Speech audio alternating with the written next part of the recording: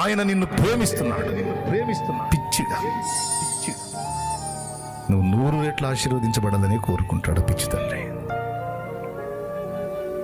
నువ్వు అడుగుతావు అల్పమైనవే, శ్రేష్టమైన వాటిని సిద్ధపరిచాడు,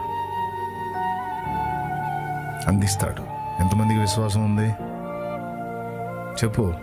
నీ కాళ్ళ ముందు చూపు చూసి, ప్రస్తుతం నువ్వు ఫేస్ చేస్తున్న పరిస్థితులు చూసి దుఃఖపడవాకు, దిగజారిపోవాకు, ఇంతేలే అని రాజీ పడవాకు. ఉంది ఉంది ఉంది ఉంది 2025 అయిపోయింది కదా, 2026 స్టార్ట్. నూతనమైన మలుపులు నీ జీవితంలో, నూతన అధ్యాయం స్టార్ట్ అయింది. అది నీకు చూపించడానికే బ్రతకనిచ్చాడు నిన్ను. లేకపోతే 25లోనే క్లోజ్.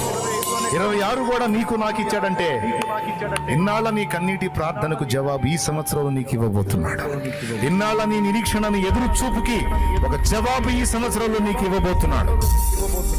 శ్రేష్టమైనది ఏదేవి దాచిపెట్టాడు అవన్నీ కూడా ఈ ఇయర్లో నీకు ఇవ్వటం మొదలు పెడుతున్నాడు ఆయన. ఎంతమందికి విశ్వాసం ఉంది చెప్పు, గట్టిగా స్తోత్రం చెప్పు. ఎలుగెత్తి చెప్పు, ఇంకోసారి చెప్పు, నీకు స్తోత్రం. ఆయన శ్రేష్టమైన నాయన.